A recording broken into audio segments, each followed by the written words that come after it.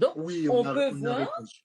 dans la deuxième question que l'esclavage de 400 ans dont parle la Bible, c'est un événement qui s'est déroulé dans les temps modernes et que c'est le peuple Congo qui a été esclavagisé par certains peuples kamites.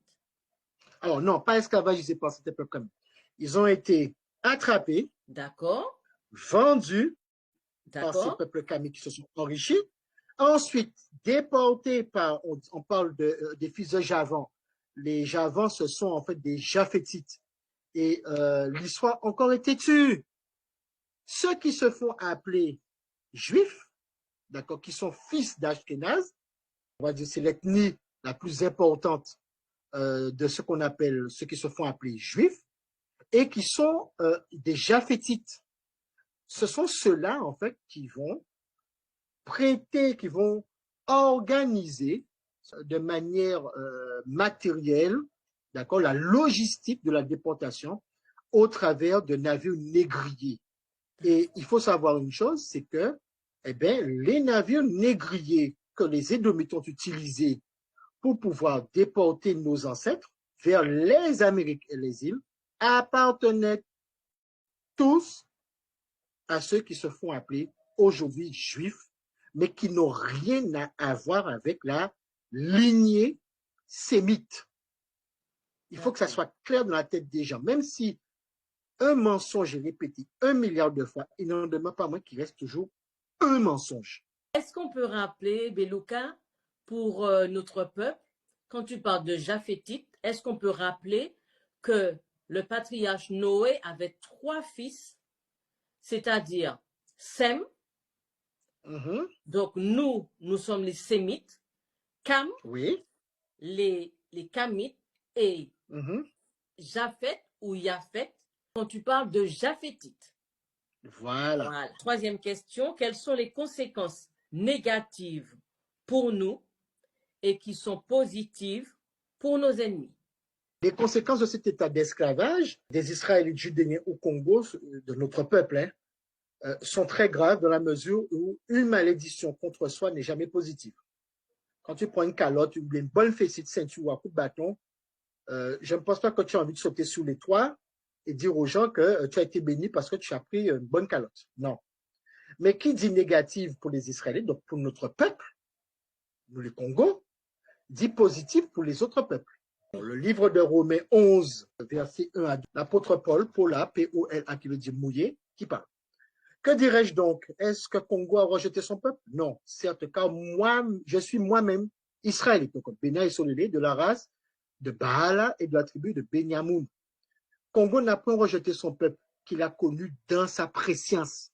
Donc, pour ceux qui disent que Congo a remplacé son peuple par l'Église, c'est un mensonge. Congo dit bien que sa parole ne revient jamais à lui tant qu'elle n'a pas fait ce pourquoi il l'a envoyé. Une promesse reste une promesse. Ne savez-vous pas que ce qui est rapporté d'Élie dans les Écritures, de quelle sorte il demande justice à Congo quand il solennait en disant « Seigneur, ils ont tué vos prophètes, ils ont renversé tes autels, je suis demeuré tout seul et ils me cherchent pour m'ôter la vie. » Mais qu'est-ce que Congo lui répond? Je me suis réservé 7000 hommes qui n'ont point fléchi le genou devant Baal. Il faut savoir que Baal, c'est le Satan. C'est une représentation du Satan. Ainsi, Congo a sauvé en ce temps, selon l'élection de sa grâce, un petit nombre qui s'est réservé. Si c'est par grâce, ce n'est donc point par les œuvres. Autrement, la grâce ne serait plus grâce. Effectivement, il a fait grâce. Après cela, que dirons-nous? Donc, il faut savoir une chose. Le mot grâce veut dire faveur. Le mot qui est repris dans le grec, c'est pankot. Et le mot pankot, d'accord, que les talmudiques, ceux qui se font appeler juifs, appellent Shavuot, en fait, c'est le mot sambu, qui veut dire faveur. Ils sont les natifs, donc point trouvé, ceux qu'ils cherchaient, ceux qui ont été choisis de Congo l'ont trouvé. Mais les autres ont été aveuglés. Selon qu'il est écrit, Congo leur a donné un esprit d'assoupissement et d'insensibilité, des yeux qui ne voient point et des oreilles qui n'entendent point. Tel est leur état jusqu'à ce jour. Doda dit encore d'eux, que leur tâche leur soit un filet où ils se trouvent enveloppés, qu'elle leur devienne une pierre de scandale et qu'elle soit leur juste punition. On parlait de nous, de nos ancêtres. Que leurs yeux soient tellement obscurcis qu'ils ne voient point, et fait qu'ils soient toujours courbés contre terre. On parle de malédiction. Je demande donc, ne se sont-ils heurtés que pour tomber et périr sans ressources? À Congo ne plaise. Mais leur chute est devenue une occasion de salut aux gentils. Donc, à qui profite notre esclavage? Aux autres nations, aux gentils, afin que l'exemple des gentils leur donnât de l'émulation pour les suivre. C'est-à-dire que nos ancêtres, ayant été revêches, Congo, c'est pas que Congo a changé son plan. On va tomber sous une malédiction qui va, c'est-à-dire qu'il savait qu'on va dire un moment, les premiers seront les derniers. Donc, nous premiers, on passe dernier, et ceux qui étaient derniers vont passer premiers. C'est exactement ce qui est arrivé. Notre chute va permettre aux nations de quelque part s'enrichir, pas forcément de manière économique, politique, mais d'un point de vue spirituel par rapport à nous. Le fait qu'on les verra s'enrichir par rapport à nous, ça va créer leur exemple, d'accord, à vouloir respecter la parole du Tout-Puissant, même s'ils sont dans la supercherie, même s'il y a des éléments qu'ils ignorent, ils ne sont pas dans la totalité de la vérité. Ça va nous conduire, nous aussi, à aller dans cette direction. C'est ce qui est dit ici, d'accord? Afin de créer de l'émulation. C'est ce qui est dit. 12.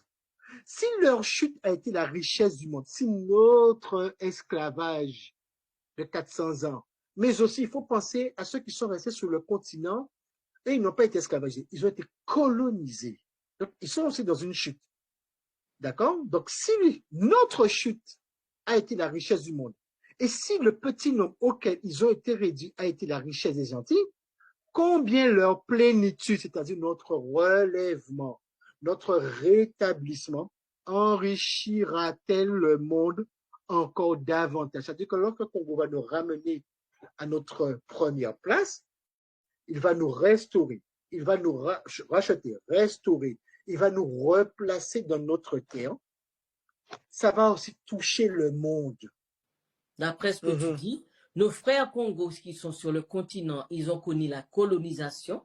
Et nous, oui, nos ancêtres qui ont été esclavagisés ont connu les 400 ans d'esclavage. Entre guillemets, ce malheur a permis aux nations qui sont appelées les gentils dans le livre, eh bien, d'être relevées et nous abaissés.